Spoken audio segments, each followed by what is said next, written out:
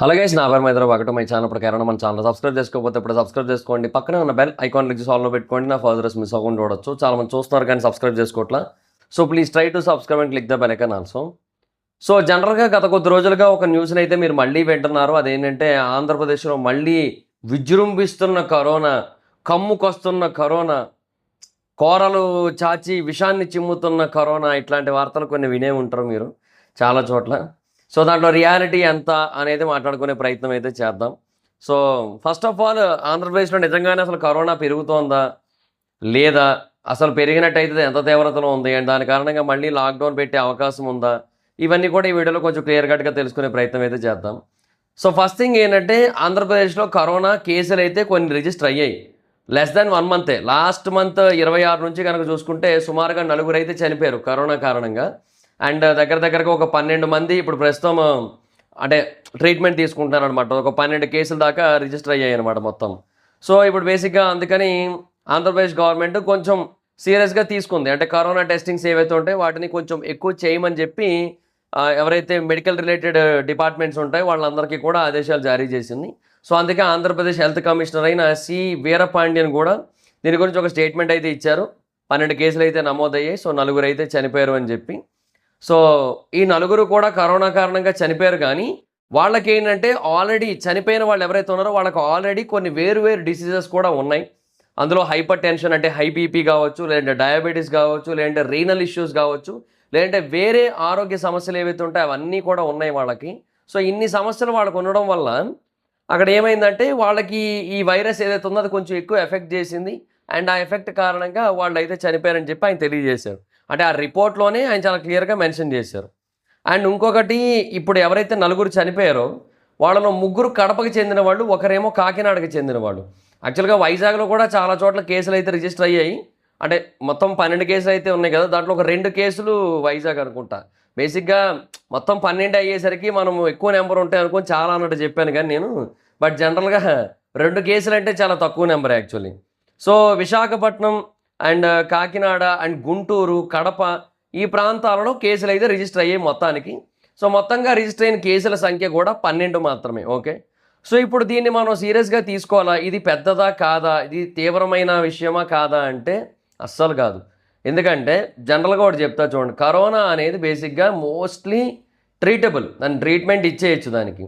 So ఎవరికైతే already కొన్ని వేరు డిసీజెస్ ఉన్నాయో వాళ్ళకి కరోనా కనుక ఎఫెక్ట్ అయినట్టయితే ఆటోమేటిక్గా వాళ్ళకి అది కొంచెం ఎక్కువ ప్రభావం చూపిస్తుంది. అంటే హార్ట్ రిలేటెడ్ ఇష్యూస్ కావచ్చు, లేదంటే ఈగల దోమలు ఒకటి మధ్యలో చిరాక హార్ట్ రిలేటెడ్ ఇష్యూస్ కావచ్చు, వీటి వల్ల కూడా వస్తుంటుంది అప్పుడప్పుడు.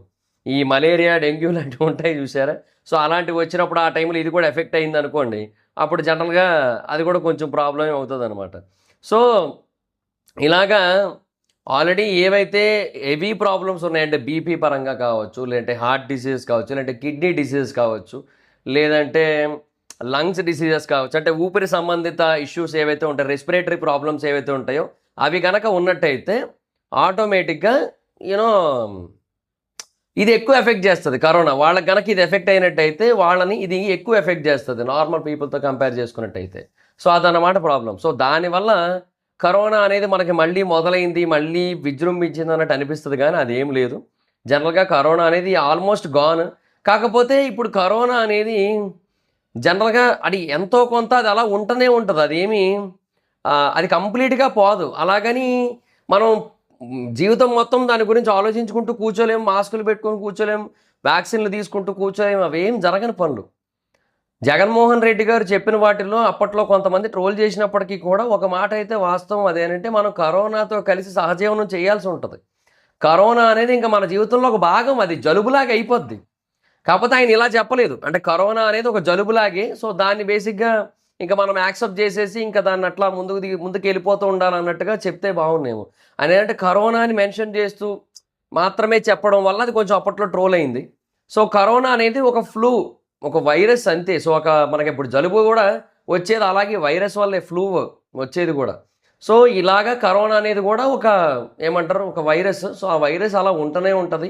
దాన్ని మనం కంప్లీట్గా అంతమైతే చేయలేము, అది ఎప్పటికీ జరగని పనేది. సో అందువల్ల దాంతోపాటు అలా ఉండాల్సి ఉంటుంది. సో ఎవరైతే ఆల్రెడీ వేరు ఇష్యూస్ ఉన్నాయో ఫస్ట్ వాటికి కనుక ప్రాపర్ ట్రీట్మెంట్ తీసేసుకున్నట్టయితే ఈ కరోనా అనేది వాళ్ళకి ఎటువంటి ఎఫెక్ట్ చెయ్యదు.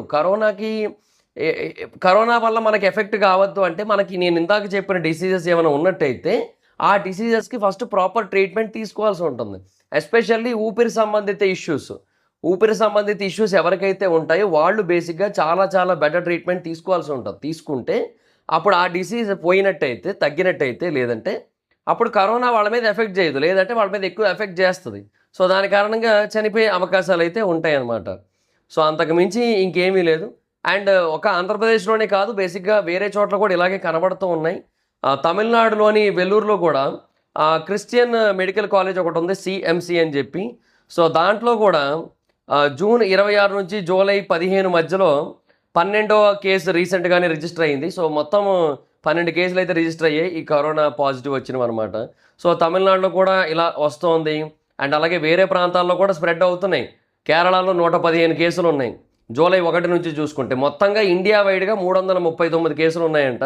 కేరళలో 115 కేసులు, కర్ణాటకలో 64 కేసులు, మహారాష్ట్రలో 43 కేసులు, తమిళనాడులో 39, Andaman and Nicobar islands and Delhi కలిపిగా ఈచ్ 18, ఒక్కొక్కటి 18.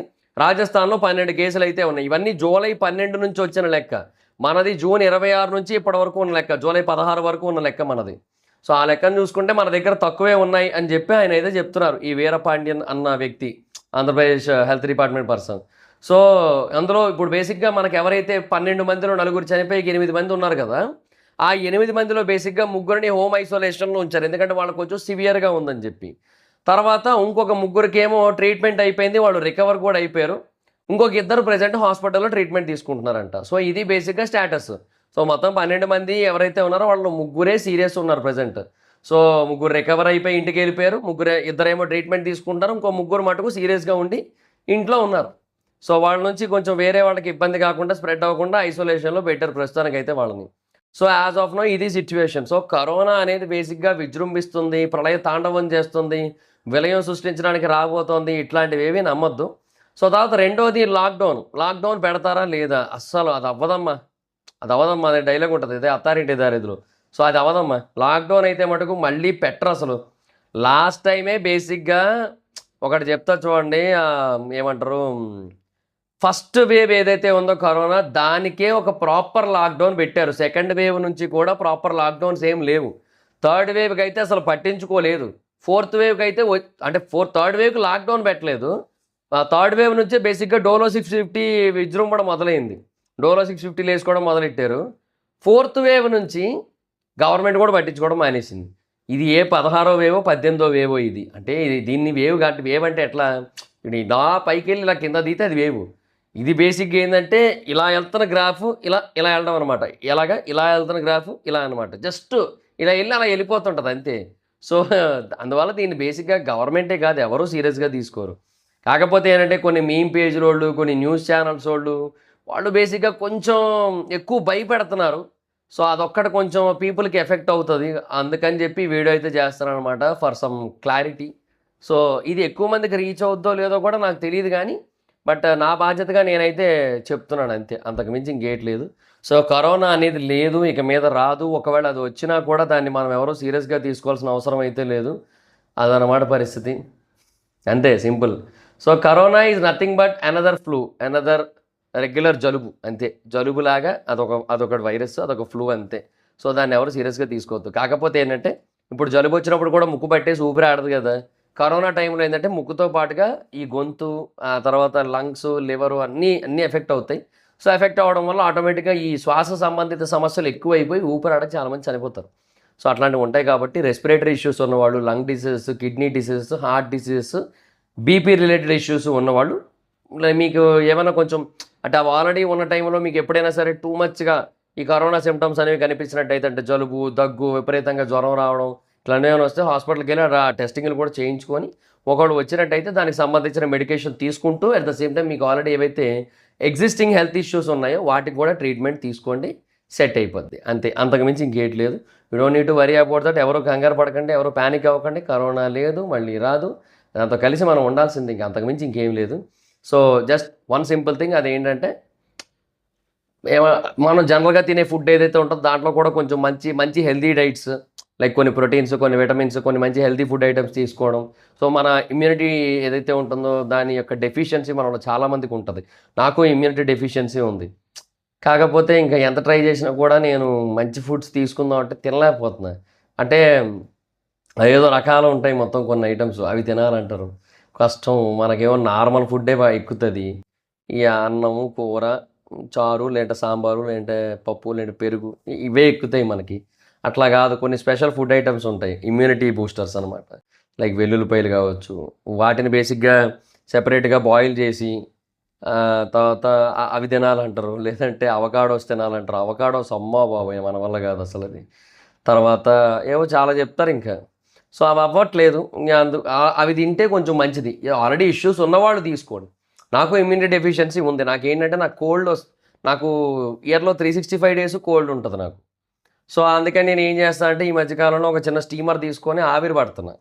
సో, కొంచెం ఒక చిన్న టవల్ కప్పేసుకొని దాని ముందు కూర్చొని ఆవిరి పడుతున్నా.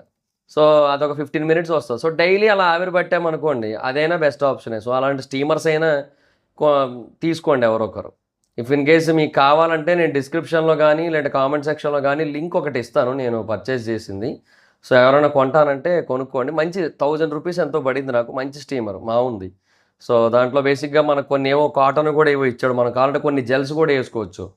లైక్ మనం ఇప్పుడు అమృతాంజన్ ఏసారనుకోండి అబ్బా అక్కడ దాని మీద.